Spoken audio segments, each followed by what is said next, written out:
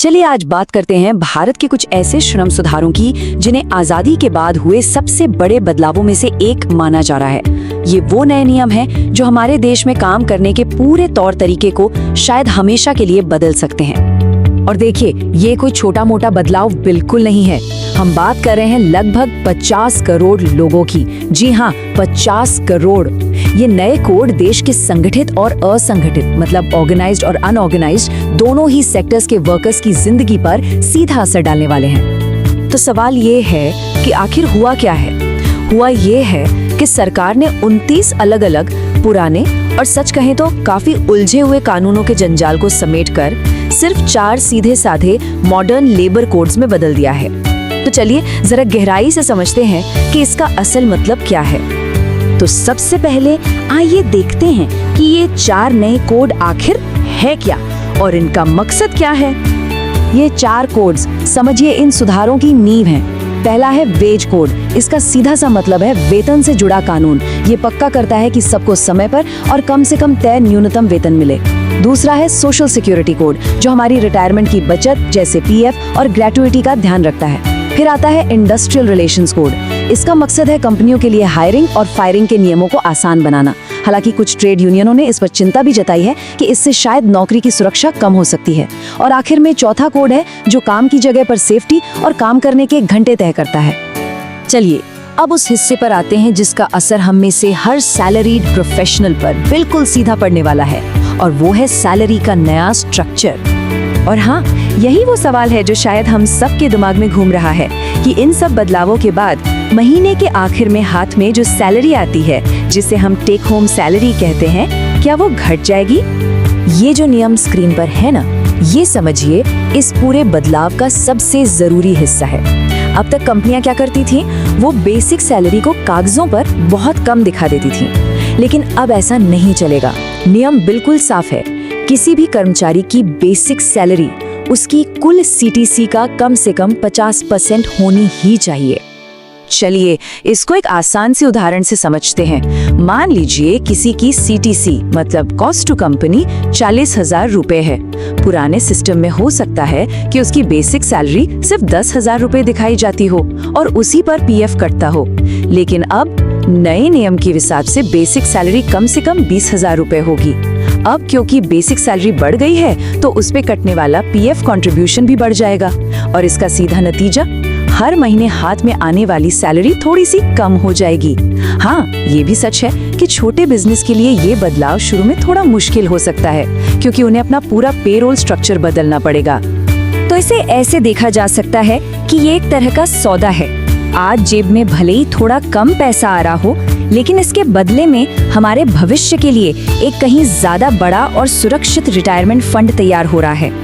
और ये जो चार्ट है, ये इसी बात को बिल्कुल साफ साफ दिखा रहा है। हमारा पीएफ और ग्रेच्युइटी जैसे जो लॉन्ग टर्म फायदे हैं, वो 30 से 50% तक बढ़ सकते हैं। मतलब हमारे भविष्य के लिए एक बहुत मजबूत फाइनेंशियल सेफ्टी नेट तैयार हो रहा है। चलिए अब इन कोड्स के एक सबसे कह सकते हैं क्रांतिकारी पहलू पर आते हैं, और वो है गिग इकोनॉमी को पहली बार कानून के दायरे में लाना। सोचिए ये कितना बड़ा कदम है। वो करोड़ों लोग जो हमारे लिए खाना डिलीवर करते हैं, जो हमें कैब में एक जगह से दूसरी जगह ले जाते हैं, स्विगी, जोमैटो, ओला, उबर जैसे प्लेटफॉर्म्स के लिए काम करने वाले लोग जो अब तक किसी भी लेबर लॉ के दायरे में नहीं आते थे, उन्हें अब पहली बार गिग वर्कर और प्लेटफॉर्म वर्कर के तौर पर कानूनी पहचान मिल रही है। तो सवाल है, इन्हें ये सुरक्षा मिलेगी कैसे?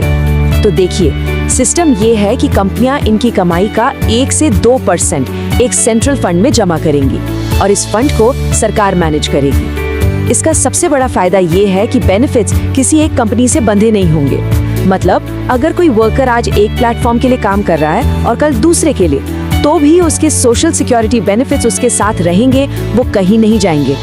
और इस फंड से मिलेगा क्या? इससे गिग वर्कर्स को वो जरूरी चीजें मिलेंगी जो उनके लिए अब तक शायद एक सपने जैसी थी, जैसे इंश्योरेंस, एक्सीडेंट कवर, बुढ़ापे के लिए कुछ फायदे, हेल्थ स्कीम्स। ये सब अब उनकी पहुंच में होगा। अच्छा, अब जरा काम करने के घंटे और ओवरटाइम से जुड़े जो नए नियम हैं, उन पर भी एक नजर डाल लेते हैं। देखिए, हफ्ते में 48 घंटे काम करने की जो लिमिट है, वो तो वैसी ही है, उसमें कोई बदलाव नहीं है। लेकिन जो चीज बदली है वो है फ्लेक्सिबिलिटी। अब कंपनियों को ये ऑप्शन दिया गया है कि अगर वो चाहें तो 4-डे वर्क वीक लागू कर सकती हैं। मतलब दिन में 12 घंटे काम कीजिए और फिर 3 दिन की छुट्टी लीजिए। ये विकल्प अब कानूनी तौर पर मुमकिन है। अब जाहिर सी बात है, इतने बड़े, इतने ऐतिहासिक सुधारों को पूरे देश में एक साथ लागू करना आसान नहीं है। इसमें कई चुनौतियां हैं। देखिए, हमारे देश में श्रम यानी लेबर एक ऐसा सब्जेक्ट है जिस पर केंद्र और राज्य सरकार दोनों कानून बना सकते हैं। तो इन कोड्स का पूरे देश में लागू होना इस बात पर निर्भर करता है कि सभी राज्य अपने अपने नियम कितनी जल्दी तैयार करते हैं। इसका मतलब ये भी है कि ये नियम अलग अलग राज्यों में अलग अलग टाइम पर लागू हो सकते हैं, जो उन कंपनियों के लिए एक बड़ी चुनौती होगी जो पूरे भारत में काम करती हैं। और ये जो टाइमलाइन है, ये सरकार की लंबी सोच को दिखाती है। मकसद सिर्फ श्रम कानूनों को बदलना नहीं है, असली लक्ष्य है इसके जरिए विदेशी निवेश यानी FDI को आकर्षित करना, देश में मैन्युफैक्चरिंग को बढ़ावा देना और साल 2040 तक जब भारत की एक बड़ी आबादी बुजुर्ग हो रही होगी, उनके लिए एक सुरक्षित भविष्य तैयार करना। तो सरकार का जो विजन है वो इस एक लाइन में सिमट जाता है। उनका मानना है कि जब देश का वर्कर सुरक्षित महसूस करेगा, तभी देश की अर्थव्यवस्था भी मजबूत बनेगी। तो आखिर में ये पूरा मामला एक सवाल पर आके रुकता है, और ये सवाल हम सबके लिए है। क्या हम एक ज्यादा सुरक्षित कल के लिए आज अपनी इन हैंड सैलरी में एक छोटी सी कमी को स्वीकार करने के लिए तैयार हैं? ये एक ऐसा सवाल है जिस पर हम सबको सोचना पड़ेगा।